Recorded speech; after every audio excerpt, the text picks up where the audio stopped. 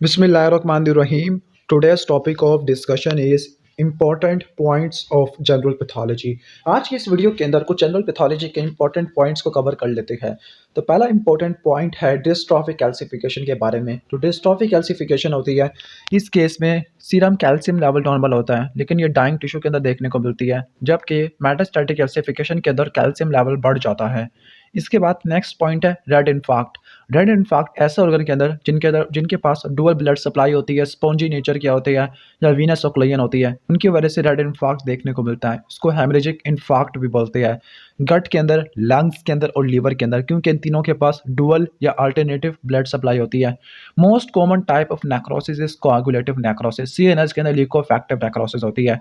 Irreversible cell injury की क्या क्या फीचर होती है? फ्लॉकुलेंट हो जाती है, ठीक है। फ्लॉकुलेंट अमॉर्फस डेंसिटीज होती है माइटोकॉन्ड्रिया के अंदर, लाइसोसोम की स्वेलिंग होती है, ऑर्गेनेली की स्वेलिंग होती है, राइबोसोम लाइसोसोम की डिटैचमेंट हो जाती है, डिसरप्शन हो जाती है। Apoptosis mean programmed internal cell death. अगर कोई आपसे मॉर्फोलॉजी ऑफ एपोप्टोसिस पूछे तो आपने ये बताना है कि सबसे पहले न्यूक्लियर क्रोमेटिन की कंडेंसेशन होती है, फॉलोड बाय फ्रेगमेंटेशन, और फिर इसके बाद साइटोप्लाज्मिक और मेम्ब्रेन ब्लेब्स बनते हैं। न्यूक्लियर क्रोमेटिन की कंडेंसेशन को पिकनोसिस, फ्रेगमेंटेशन को कैरियोरेक्सिस, लेकिन इसमें कैरियोलाइसिस नहीं होता। साइटोप्लाज्मिक इओसिनोफिलिया बढ़ जाता है। फिजियोलॉजिकल एपोप्टोसिस के एग्जांपल है एम्ब्रियोजेनेसिस, हार्मोन डिपेंडेंट इन्वोल्यूशन, जबकि पैथोलॉजिकल एपोप्टोसिस की एग्जांपल होती है वायरल हेपेटाइटिस इन्फेक्शन है, ग्राफ्ट वर्सेस होस्ट डिजीज है। ठीक हो गया। कुछ ऐसे जीन्स होते हैं जो एपोप्टोसिस को बढ़ा देते हैं, like P53, Bax, Bak Bim, Bad Bim, जबकि एंटी एपोप्टोटिक जीन के अंदर BCL, BCLXL, MCL1 आ जाएगा। कैस्पेस एपोप्टोसिस को इनिशिएट और एग्जीक्यूट भी करते हैं, एग्जीक्यूट या एग्जीक्यूशनर होते हैं। तो जो एपोप्टोसिस BCL2 से निबिट होते हैं, ओके, तो वो माइटोकॉन्ड्रियल पाथवे में इन्वॉल्व हो जाते हैं। ठीक हो गया। यानी जो BCL है ये एपोप्टोसिस को इनहिबिट करता है, स्पेसिफिकली माइटोकॉन्ड्रियल इंट्रिंसिक पाथवे, क्योंकि ये साइटोक्रोम C की रिलीज को इनहिबिट कर देता है। ऑटोइम्यून डिसऑर्डर की एग्जांपल होती है systemic lupus erythematosus, Graves disease, myasthenia gravis. Chronic venous congestion of lung is called nutmeg liver. Nutmeg को उर्दू में छालिया बोलते हैं, जबकि ब्राउन इंड्यूरेशन लंग्स के कंजेशन में देखने को मिलती है। Gamna Gandy body venous congestion of spleen के अंदर देखने को मिलती है। ल्यूकोट्राइन C4D4E4 को slow reacting substance of anaphylaxis बोलते हैं। इनको ये वेजो कंस्ट्रक्शन कराते हैं। ल्यूकोट्राइन B4 वैसे एक कीमोटैक्टिक एजेंट होता है, प्रोस्टासाइक्लिन प्लेटलेट की एग्रीगेशन को इनहिबिट कर देते हैं। C5 एक कीमोटैक्सिस करवा देता है। वुंड की कॉन्ट्रैक्शन मायोफाइब्रोब्लास्ट की वजह से होती है। एपिथेलॉइड और मल्टी न्यूक्लिएटेड जाइंट सेल दोनों के दोनों मैक्रोफेजेस से डिराइव्ड होते हैं। Okay. ARDS acute respiratory distress syndrome या डिफ्यूज एल्वियर डैमेज, इनको शॉक लंग सिंड्रोम भी बोलते हैं। Lines of Zahn's arterial thrombus के अंदर ज़्यादा प्रोमिनेंट होती है। Chicken fat clot postmortem thrombus में देखने को मिलता है। Heart failure cells mainly left lung में देखने को मिलती है। ठीक हो गया। यानी लेफ्ट लंग के फेल्योर की वजह से लेफ्ट हार्ट के फेलियर होता है, जिसको बोलते हैं cor pulmonale. Cell first involve in tissue injury, तो वो न्यूट्रोफिल होती है, सबसे ज़्यादा होती है। प्रोकागुलेंट स्टेट की एग्जांपल क्या? प्रोटीन C की डेफिशिएंसी, प्रोटीनस की डेफिशिएंसी, फैक्टर 5 में म्यूटेशन आ जाना, लीडन म्यूटेशन है। Hyper viscosity, multiple myeloma, cryoglobulinemia में देखने को मिलती है। सबसे ज़्यादा अबंडेंट कोलेजन हमारी बॉडी का कोलेजन टाइप 1 होता है, जबकि बेसल अमीना के अंदर बेसमेंट मेम्ब्रेन के अंदर कोलेजन टाइप 4 होता है। हाइपोक्सिक डेथ तमाम टिश्यू के सिवाय ब्रेन के, तो वो लिकोफैक्टिव नहीं होती बल्कि कोआगुलेटिव होती है। ब्रेन की लिकोफैक्टिव नेक्रोसिस होती है। केजियस नेक्रोसिस ट्यूबरक्लोसिस में देखने को मिलती है। विर्शो ट्राइड एंडोथेलियल इंजरी, स्टेसिस, हाइपरकोगुलेबिलिटी को कहते हैं। डेस्मोप्लेजिया, किसी भी न्यूप्लाज्म के अंदर या उसके सराउंडिंग टिश्यू के अंदर कोलेजन की अबंडेंट ग्रोथ होना, तो उसको डिस्मोप्लेजिया बोलते हैं। स्पेसिफिकली ओवरी के न्यूप्लाज्म में होता है। Ultra structural feature of irreversible cell injury, तो माइटोकॉन्ड्रिया के अंदर इमार्फस डेंसिटीज का फॉर्म होना। इन्फ्लेमेटरी मीडिएटर जो फीवर नहीं करवाता, तो वो नाइट्रिक ऑक्साइड होता है। ठीक है। कुछ इम्यूनिटी के भी कुछ MCQs वगैरह को देख लेते हैं।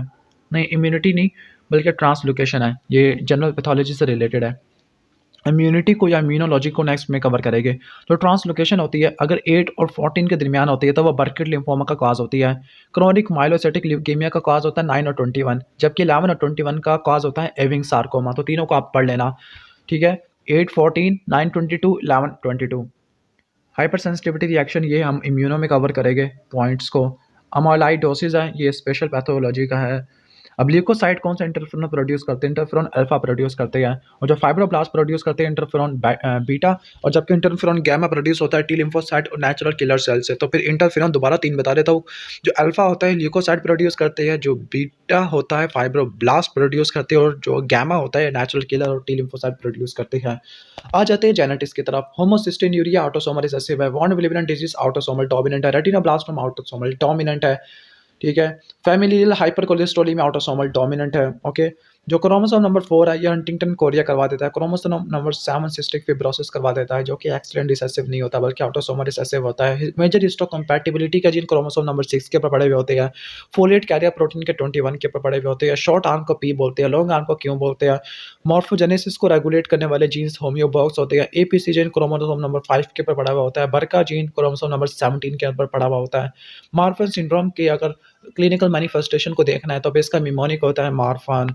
एम से माइट्रल रिजिटेशन है, ए से ऑटिक रिजिटेशन है, एल से आर से रेटिनल डिटैचमेंट है, एफ से 15 क्रोमोसोम में मसला आ जाता है और एफ से फिब्रिलिन भी बन सकता है। ए से एक्रोडेंटेट है, एक्रोडेंटी है सॉरी, और एन से 9 फीट हाइट हो जाती है। एंटीबॉडीज ये नेक्स्ट में ट्यूमर सप्रेसर जीन की एग्जांपल लिखी हुई है, लाइक वॉन हिप्पोलिंडो डिजीज वाला ट्यूमर सप्रेसर जीन है। रेटिनोब्लास्टोमा ऑस्टियोसार्कोमा के लिए होता है, जबकि बरका वाला ब्रेस्ट कैंसर के लिए ट्यूमर सप्रेसर जीन का होता है। ट्राइसोमी के क्या क्या नाम होते हैं? ट्राइसोमी 21 है डाउन सिंड्रोम, ट्राइसोमी 18 एडवर्ड और ट्राइसोमी 13 पैट्यू सिंड्रोम होता है, ठीक है, ओके। अब ये कार्डिक पैथोलॉजी है, मायोकार्डियल इन्फाक्शन है, रिस्पायरेटरी पैथोलॉजी है, जो इंशाल्लाह ताला हम नेक्स्ट ईयर पढ़ेंगे स्पेशल पैथोलॉजी के अंदर। तो आई थिंक जनरल पैथोलॉजी की इंपॉर्टेंट चीज़ें बता दी है। बाकी नेक्स्ट वीडियो के अंदर हम कवर करेंगे ये माइक्रोबायोलॉजी या इम्यूनोलॉजी से रिलेटेड चीज़ें, ठीक है। मैं और चीज़ें देख लूँ, क्या पता कोई चीज़ मिस ना हो गई हो। ओके, आप इसको भी देखते जाओ कि जो ट्यूमर मार्कर्स है, for example epidermal sinus tumour like alpha fetoprotein है, लीवर कैंसर में बढ़ जाती है। गैस्ट्रोइन पेनक्रियाटिक न्यूरोएंडोक्राइन ट्यूमर है, कैराटिन है, कैंसर ऑफ सर्विक्स है, CA125 है ओवरी के अंदर, ठीक है। 19.9 है, पेनक्रियास और कोलोन दोनों के अंदर होती है, इसका मिमोनिक होता है CP है, ठीक है। और कार्सिनोम एम्ब्रियोनिक एंटीजन है, कोलोन के अंदर होती है। इसके अलावा पेनक्रियाटिक कैंसर में भी होती है। अल्फा फीटोप्रोटीन हेपाटोसेलुलर कार्सिनोमा में या यॉर्क सेल का ट्यूमर होता है। बीटा HCG कोरियो कार्सिनोमा के अंदर, कैल्शियम मेडुलरी थायराइड कैंसर के अंदर, LTH सेमिनोमा के अंदर देखने को मिलता है, और अल्फा फीटोप्रोटीन का लेवल तमाम ट्राइसोमी और डाउन सिंड्रोम के अंदर कम हो जाता है। एक सिंड्रोम का नाम लिखा हुआ है एंटीफॉस्फोलिपिड सिंड्रोम। इसके अंदर आर्टीरियल और वीनस थ्रोम्बाई की फॉर्मेशन होती है, ब्लीडिंग नहीं होती और फीटल लॉस हो सकता है। सेकंड ट्राइमेस्टर अबॉर्शन हो सकती है। इस केस में एक्टिवेटेड पार्शियल थ्रोम्बोप्लास्टिन टाइम बढ़ जाता है, लेकिन PT नॉर्मल है, ठीक हो गया। इसके बाद नर्वस सिस्टम पैथोलॉजी है, जो हमारे किसी काम की नहीं है। ब्रेन एनालिज्म, बॉडीज एंड द कंडीशंस है, लाइक अल्जाइमर डिजीज़ के अंदर हिरानू बॉडीज और न्यूरोफिब्रिलरी टैंगल्स देखने को मिलते हैं। पिक डिजीज़ के अंदर और लेवी बॉडी पार्किंसन के अंदर देखने को मिलती है। अब कुछ इंपॉर्टेंट ऑन्कोलॉजी वाले पॉइंट्स हैं, ओके। लाइक ऑन्कोलॉजी के अंदर जो most common bilateral breast tumour होता है उसको लोब्यूलर कैंसर बोलते हैं। बरका जीन जो क्रोमोसोम नंबर 17 के ऊपर पड़ा हुआ होता है। मोस्ट कॉमन ट्यूमर ओवरी का होता है, प्राइमरी एपिथेलियल ट्यूमर होता है। आई थिंक ये कुछ ज़्यादा एक्स्ट्रा हो जाएगा। क्रोमोसोमल ट्रांसलोकेशन लाइक बर्किल लिम्फोमा में 8 to 14 है, ठीक है। जबकि फिलाडेल्फिया क्रोमोसोम कहती है कि काउंट द लेटर को काउंट करो, फिलाडेल्फिया क्रोमोसोम तो 22 बनते हैं, और फिलाडेल्फिया P से स्टार्ट हो रहा है और P9 जैसा लगता है, तो इसका मिमोनिक बता दें 9 और 21 में फिलाडेल्फिया क्रोमोसोम बन जाता है। फोलिकुलर लिम्फोमा में 14 to 18, mantle cell carcinoma 11 to 14 है, जबकि 8 to 14 सारे 14 ही तो आ रहे हैं, ओके। इसके बाद कुछ इंपॉर्टेंट पॉइंट्स है, लेकिन ये स्पेशल पैथोलॉजी से रिलेटेड है। विशु ट्राइड लिखा हुआ है थ्रोम्बोसिस के अंदर, जबकि विशु सेल लेप्रोसी के अंदर देखने को मिलते हैं, ठीक है।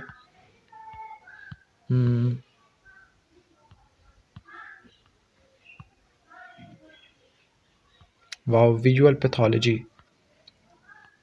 इसको नेक्स्ट वीडियो में कवर करेंगे या अगले साल कवर करेंगे स्पेशल पैथोलॉजी के अंदर। अगर आपको जनरल पैथोलॉजी के इंपॉर्टेंट पॉइंट्स वाली वीडियो अच्छी लगी है तो वीडियो को लाइक कर देना, चैनल पर नहीं हो तो सब्सक्राइब कर देना। मिलते हैं नेक्स्ट वीडियो में, तब तक के लिए अल्लाह हाफिज़।